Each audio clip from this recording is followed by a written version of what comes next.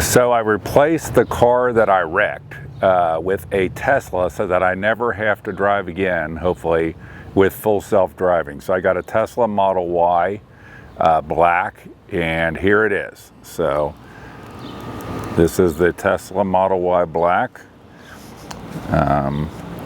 What I did this morning on July 4th, I've had it for a week and really haven't driven it hardly at all. It had like 90 miles on it, and I told my wife I was going to take a little road trip. So I made a trip up to Oxford, Ohio. I let the car full self-drive all the way here, and it's getting a little dusty, but here's some video of that drive from my house in Claremont County up to Oxford to Miami University. So I got a Tesla to replace my car that I wrecked because I'm telling everybody I'm not driving anymore. I'm going to do all self-driving so that I don't be a menace to myself driving. So in all seriousness, I'm intrigued by the technology of these things. I don't really care about the battery stuff. It's cool. By the way, did you notice I didn't shift any gears there? You can set it so it automatically predicts whether you're wanting to go forward or backwards based on your wheel position and what's all around the car. So, I've barely driven this car. I've had it about not even a full week yet. And so it's July 4th, and I told before we start celebrating July 4th and swimming and hanging out, I told my wife I wanted to go on a road trip just to try it out more. So you notice when you turn, I'm driving it for myself right now, but when you turn, it automatically puts up a camera image of what's in your left and right. It also has lights out on the front. This one has full self-driving activated. So I'm going to give you an example of how this works. Navigate to Miami University in Oxford, Ohio.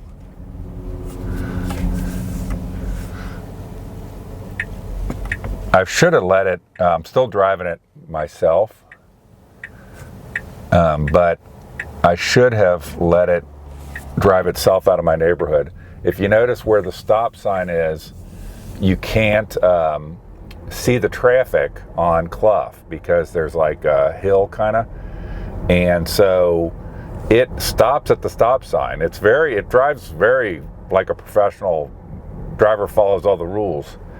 But when it gets to the stop sign, it stops. It can't see, like I can't see, and then it creeps forward till it can see whether there's cars coming. It's kind of cool. It's amazing to think of the number of things that they've had to contemplate and build in.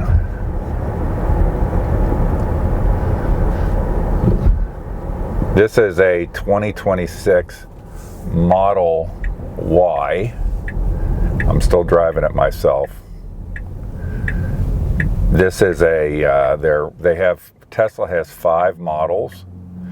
They have I'm going to put it in self-driving right now because all I need to do is do that. Now it's in self-driving. They have 5 models.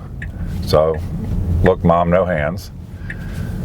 5 models. They have the lower end sedan, which is called a 3. The lower end SUV, which is a Y, which is what this is. The higher end sedan, which is an S, and the higher end sport utility, which is an X. And then they have the Cybertruck. So they have a low and high sedan, a low and high sport utility, and a Cybertruck, and a truck, very logical distribution. So this is all just going to drive itself. When it is coming up over a ridge or something or in a turn, it automatically kind of slows down so it can assess what's going on, just like a real human driver would.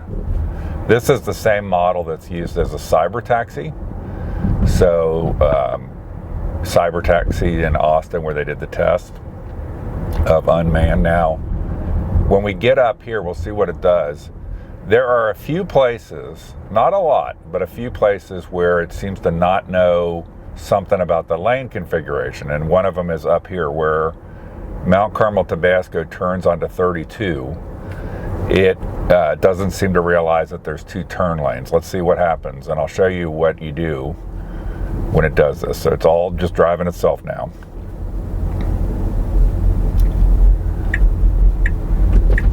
So let's see what she does. Now, it's better than it was. It got over in this lane. I think it knows now. So let me tell you what, it didn't know these 2 turn lanes were here. And so it would try to go, it would go straight, like it was going to go straight and turn right. And then you can manually stop it. So I never just let it do that. This is amazing because when it does something wrong and you take the wheel or do something, get it out of self-drive, it automatically, it pops up a thing on your screen and you can hit the microphone button and you can tell it what it did wrong. And when you tell it what it did wrong, it, I guess, transmits that to Tesla. So with a video of what happened. And so then they make adjustments. There's a couple things I've determined, like that's the 3rd time I've come through that intersection. And it's the 1st time now it seems to know there's turn lanes there and it handles them. I was coming back from Batavia and I told it to go to Walmart in Eastgate, and it wanted to go to Eastgate Boulevard and come across, and I manually kind of stopped it and made it go to on back Buxton, which would be a better way to go. Well, then I was in Batavia again. I came back again and I told it to go to Walmart again. Not that I shop out, I go to Walmart, but that's like constantly going to Walmart. But when I did that, it went the back Buxton way. So it's like, does it like remember the way that you wanted it to go? And so then when you ask it to go that same route, now it goes the way you want it to go. Okay, so here we go onto the highway. Again, I have not, since I turned it on self-driving, I haven't touched anything.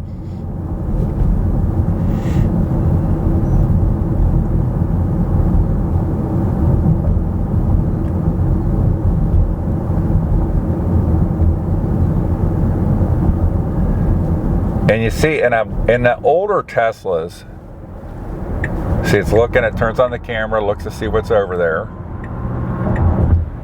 and off we go. In the older Teslas,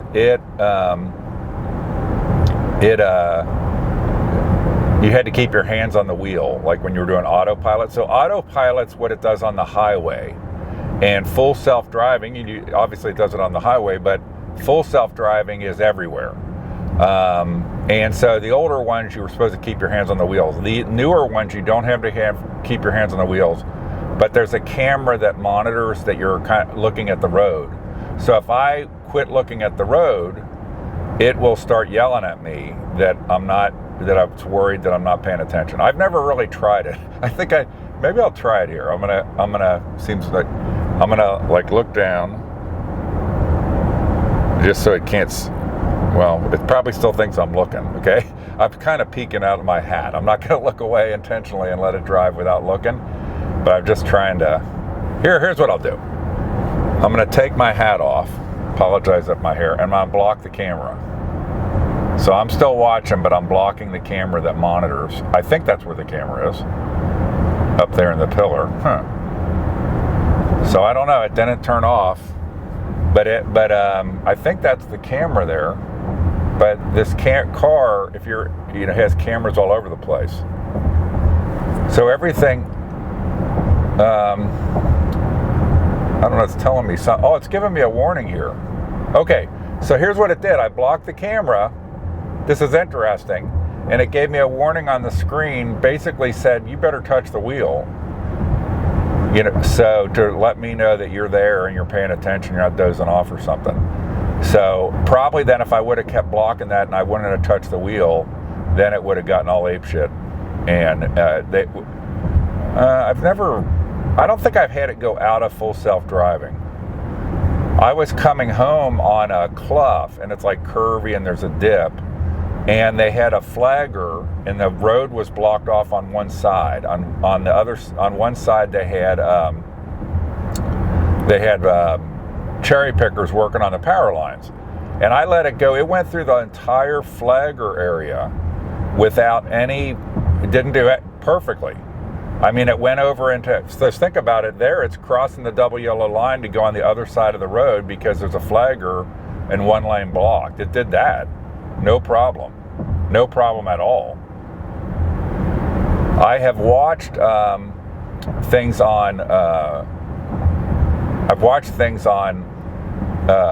YouTube about, people doing, driving these into Manhattan and stuff like that, where there's bikers and pedestrians ignoring the crosswalks and stuff, and it's amazing. I'd encourage you to watch one of those. Watch one of these things driving in someplace like Manhattan. I also think that some places, I think the more people in Claremont County, like me, that get these and start doing full self-driving, they somehow report stuff. So like that turn that I did, that's how it gets better. So the places where you'd have a lot of Teslas would by nature have better, maybe slightly better full self-driving, because of the, they kind of learn from each other. I don't think it's like they transmit to each other, but I think things are getting transmitted to the Tesla mapping cloud, and then it's figuring out that there's a change in configuration of the road or construction or, a turn or something, new turn lanes or what have you. But again, so the entire time since that intersection of Clough and Mount Carmel Tabasco, I have not done anything. I touched the wheel because I had blocked the camera, but this car right now, I've got it set to drive me to Miami University.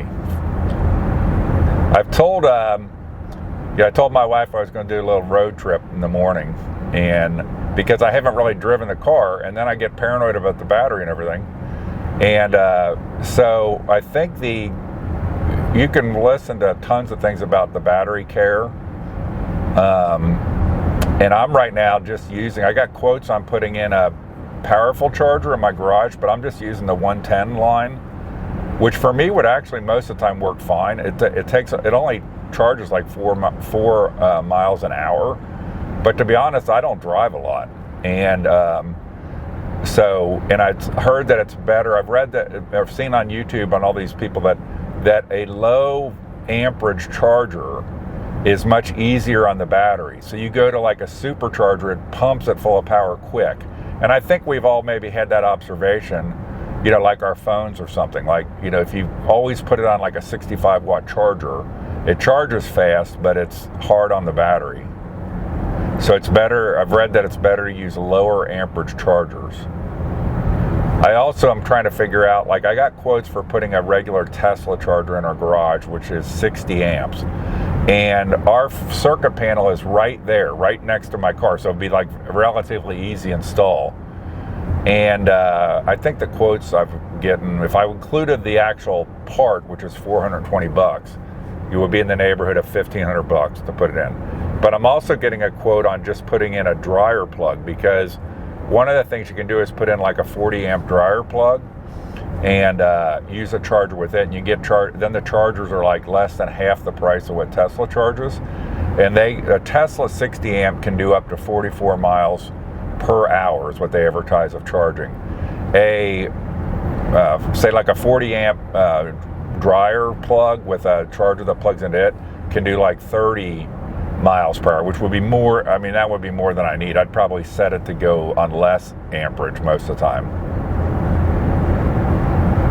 I get paranoid now because I also read that every now and then you got to run the battery down. Like if you just leave it sit in your garage all the time and never run it down. So I told my wife, hey, we're going to have to start taking a periodic road trip just to run the battery down. I don't know if you can see on the screen, but it's showing you see all the cars visualized around. If I hit here, that's going to show the map. And like where it shows the percentage up there, it says 70%. If I hit that, I hit it to cause it to pull. Okay, now I changed it to show how many miles the car has, so it has 230 miles. The technology is amazing. And so there's a screen in the back, and you can watch movies and stuff back there. And because I love gadgets and gizmos, I of course immediately had to get some cheapo Bluetooth headphones. So you can have somebody sitting in the back watching a movie using headphones while the people in the front are listening to other music or something. But when you stop, there is a you can watch, like on this screen, you can watch like Hulu. I think all the services that are built in, you have to pay for subscriptions, but Hulu, Netflix, TikTok, Twitch, and YouTube. Those are the 5 services for video. And then there is, for audio, Spotify, Amazon Music, Apple Music, I think. There's some other ones that I don't use, like Sirius is one of them. And there's a couple podcasting channels. I mostly use Spotify. You can also put music on a memory stick in the dash, but in the glove box. In the glove box, there's where the memory is that keeps all the camera data for the car, and so that's in there. And you can put another one in there. You have to get a little like hub, but you can have another memory stick in there that is music. Can also be sound effects, because there's a lot of sound effects you can put on the car when it's in like what's called boombox mode. And I think you might be able to put video. I don't know about video on another memory stick or hard drive in your glove box. Whoever designed this car had some humor in them. There's a thing called I got a text, but it looks like some junk text. There's a thing called boombox mode, and you can have it play music outside the car. Like I guess the horn is a speaker, or I don't know, there's speakers outside, and your car can be a boombox. But there's all kind of funny shit. There's like you can put it in fart mode, and it makes fart noises. And you can, even if you're a driver and somebody were dozing off, and maybe in the back seat, you could have it hit a button and have it make a big fart noise coming out of their seat, their area. I mean, now it's stupid. You might say it's stupid. When I first thought it was stupid, but it's funny as hell, kind of. It's like, once you get past, like, it's obnoxious, but it's funny. But there's all kind of things like that, little hidden gems, little hidden funny things. My wife and I went down to Belterra and went in the parking lot, and I was trying out some stuff, and we put it in fart mode, and then we couldn't figure out how to get it the hell out of fart mode, and the car's like just making all these fart noises out in the parking lot. We figured it out. I was testing summon. So there's 2 kind of summons. If you park the car like in a Walmart, I'm a commercial for Walmart. By the way, I also took it to Jungle Gyms a couple times. I just want to make everybody know I took it to Jungle Gyms a couple times. So when you go to Walmart or Jungle Gyms or the merchant of your choice, you can do the summon stuff. Like you could park out in the parking lot, and then when you come out, have it drive to you. And I was trying that with my wife in this parking lot, because you'd be scared as hell. Your brand new car's driving. I don't know why the wipers are periodically hitting. I don't know. It's never done that. So that's why you got to drive something when it's new, to get a shakedown and figure out what's going on.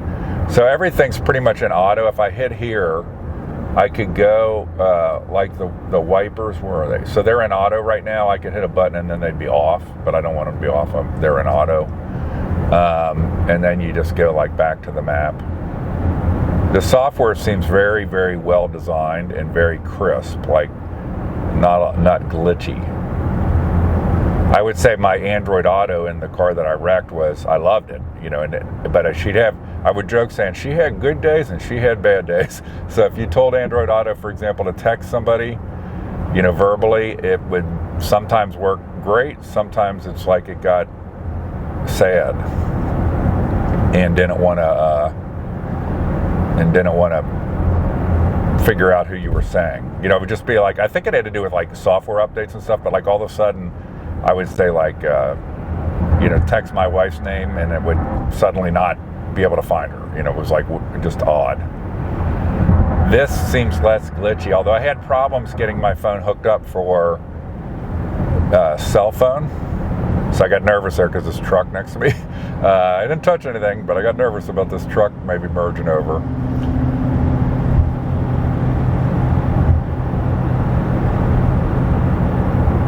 I didn't do it. So now I'm getting nervous about these cars here.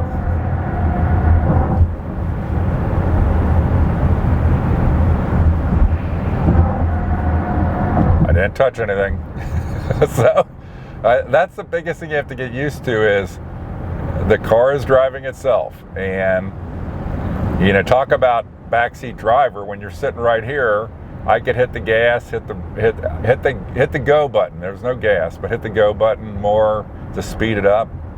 I could grab the wheel. Just don't know what's causing it. Must think that there's some moisture coming from somewhere.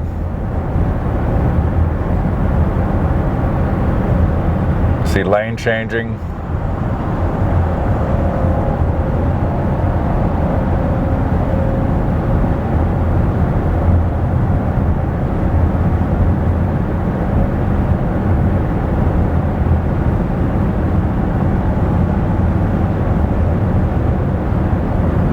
A lot of trucks with trailers driving around out here. When I got the car and was driving it home, my wife, she had, driving back separately, and I would get, my big thing is I'm not driving anymore, and I'm only letting the car drive me around. And but then when I was driving home, when I first got the car, it would not go into self-driving. I really don't know why, but then it did right.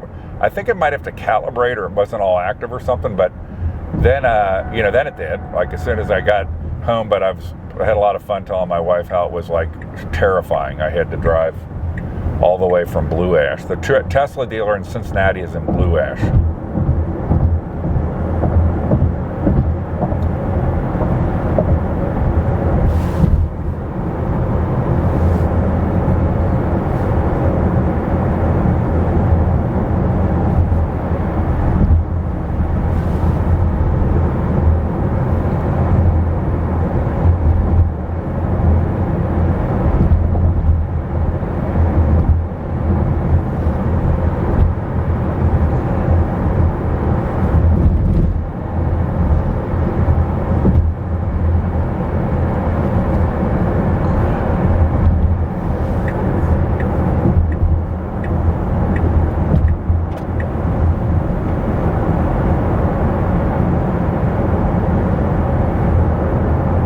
I think I'm going to turn it off, and then when we get to Miami, I'll let you know how it all came. But this is my morning of July 4th road trip. Okay, so we're just about to get to Miami.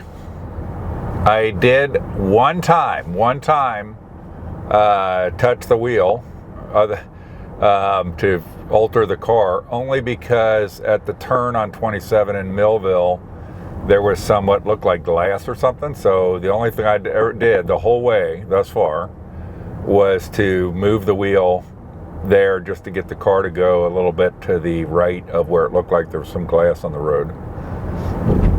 Other than that, hands-free the whole way. One of the things that's different about this is, like here, if I want to stop at this sign, I'm driving myself, I just let off the gas. It stops like a golf cart. You don't hit a brake. So you can hit the brake, there's a brake, but most of the time you're just going to use the go button with your foot. And it's going to automatically, the regenerative, what's called regenerative braking, when it stops, like if I cut up to the sign, and I stop, okay, so it just stops on its own, like a golf cart. And notice it picks up stop signs, even when you're not in auto drive. It in full self-driving, it'll bing and stuff, like when a light is green, yellow, red, stuff like that. It's cool, and it picks up the traffic signs. Like I'll say it picks them all up. I haven't driven it enough to know what it does. But you have to get used. I'm still getting used to when I'm driving it myself, that if I just like that, I just like let off my foot a little bit and it slows down real quick, is you don't let your foot off the go button. You keep your go button in the go position.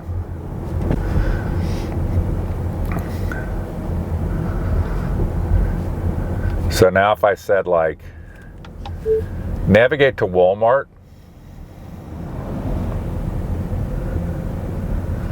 Okay, so there's a Walmart on College Corner Pike. I'm just going to tell it, put it in, hit go.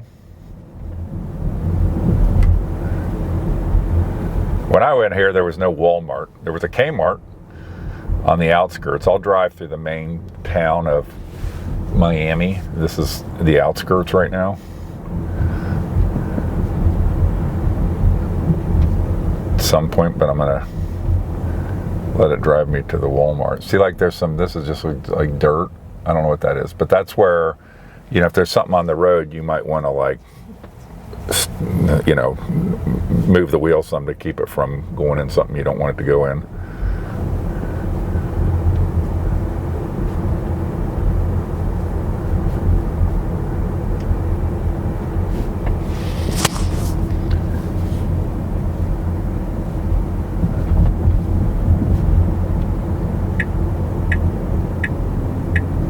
Where we're going to go now, where it's going to ultimately take me is up here to the left. I volunteered at this school, I think. It might be it's a new building or something, but I had a class where you had to go do stuff at a school.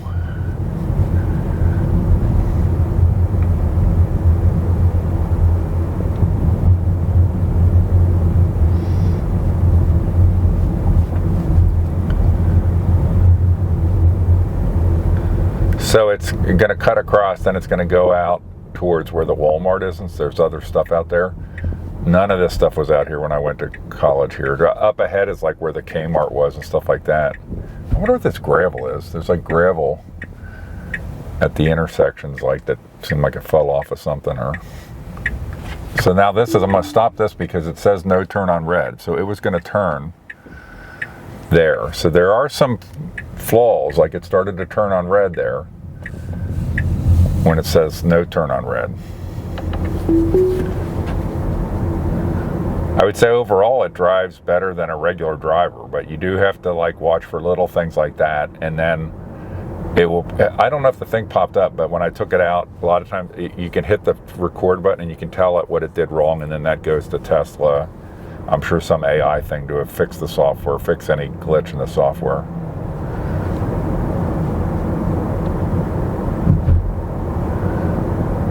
That was like a Comfort Inn. I think there's a Hampton up here. There were no regular brand hotels when I went here.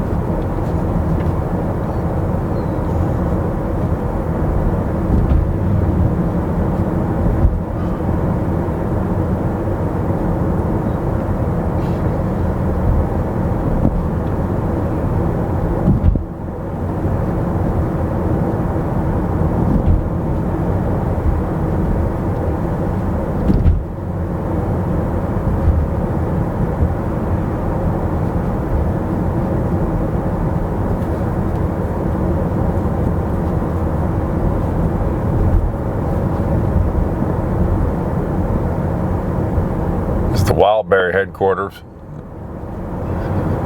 incense maker. So there was some dead critter on the road there and drove right over. So it was long dead. So this is the Walmart. I don't know what it's going to do here. There might be another entrance, but it's stopped. It hasn't gone into this Walmart entrance. There might be another one up here.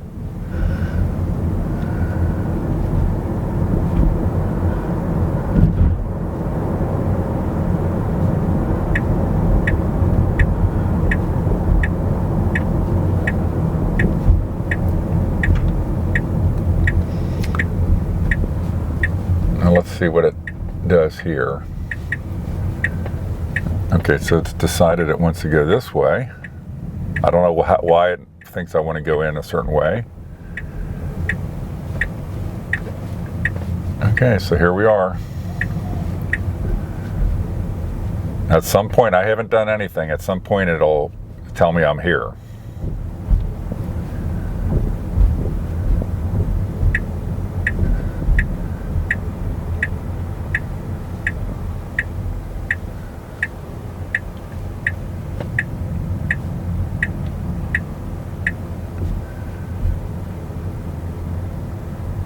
So watch what it does when it gets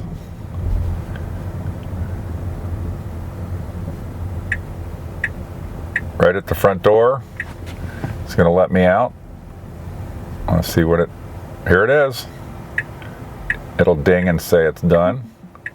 Okay, so it's done. So it went into park, by the way. So now it'll go into drive automatically because it thinks, because I'm facing forward, it thinks it would be logical that I'd be going into drive. It thinks I want to turn down a parking lane.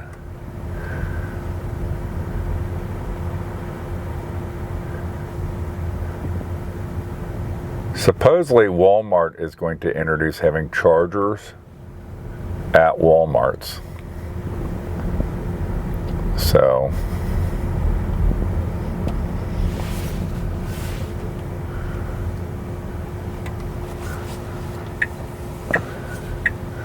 okay, so now we're out by the Walmart. This is out of town. I'm going to tell you what I'm going to do.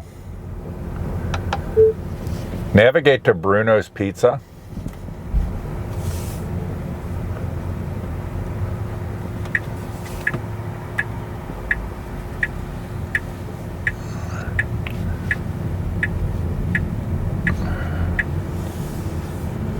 Okay, so now I'm going to tell it, put in an auto drive to go to Bruno's Pizza. Bruno's Pizza is like right in the middle of town.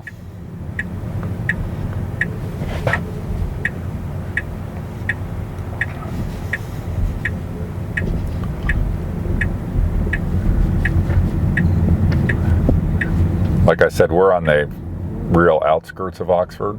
This kind of area, there was nothing here, and then, you know, at some point they built some motels and stuff out here, and then like Wendy's, the Walmart went out here, and then there was the kind of the area where the Kmart was and so forth, and that's still there, and that's like Kroger. So there's the central town of Oxford, which is, for a long time, was listed as the best college town in America.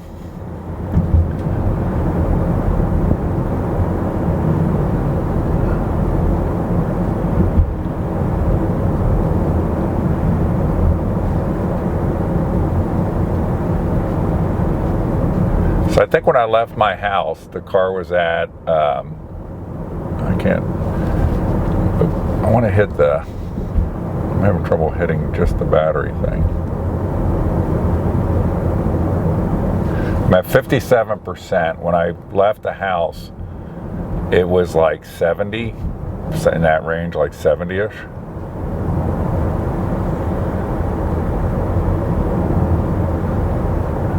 I have not, you know, these things are screaming fast, and you can pay for an option to turn them faster, but I have not punched it. I have not even tried. I've almost entirely let it do self-driving, and when it's self-driving, it's very, you know, good driverish.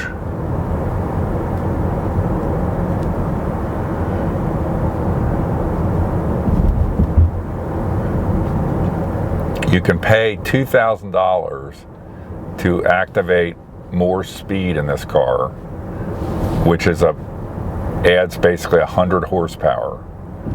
And people be like, "What?"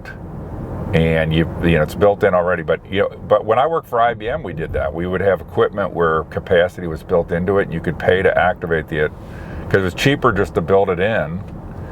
And then even if only a certain percentage of the people activated it, it was less expensive to build it in and have them activate it than to, for example, send technicians or have to bring a car in to do work on it. If you follow what I'm saying, bring it, have somebody go out in the IBM world to go out to the field to install upgrades and so forth. It was cheaper to just install the upgrades when it was manufactured.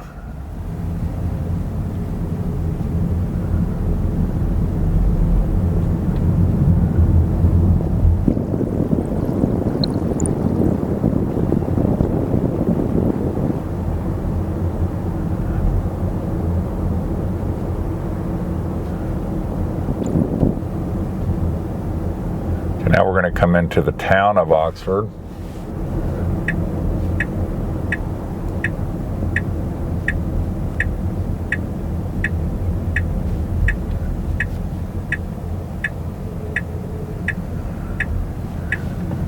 We got to get over a block.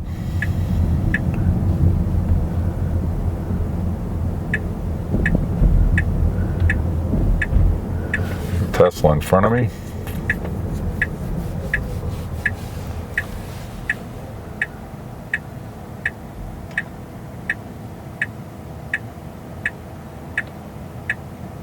That building over to the right, that was called Oxford College. Apparently it had been a college at some point.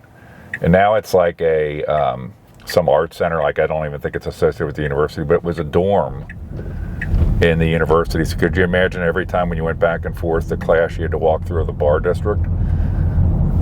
That would be dangerous. Now we're on rough cobblestone, so you can get a feeling of this car on cobblestone. Empty town.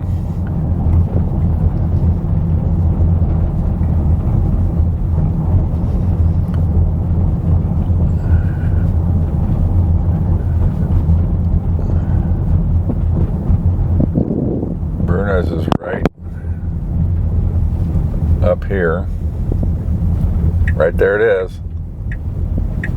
And the car is going into a parking space. I've never done this, so I'm going to hit the brake because it's like pulling into a parking space on the street here. It's just kind of crazy, isn't it? So, and then it goes into park on its own once you sit here for a second. So I'm not going to stop here. I put it in reverse, and then you see it puts all the cameras up when you go in reverse. So I try to crick my head around. It's like, oh, I just need to look out the back, see if there's any traffic coming. So you got all these different views. And now when I go like this, it went into drive just because when I changed the attitude of the wheel, it knew I was going to be wanting to go forward. I'm going to drive up here and park on the street over here.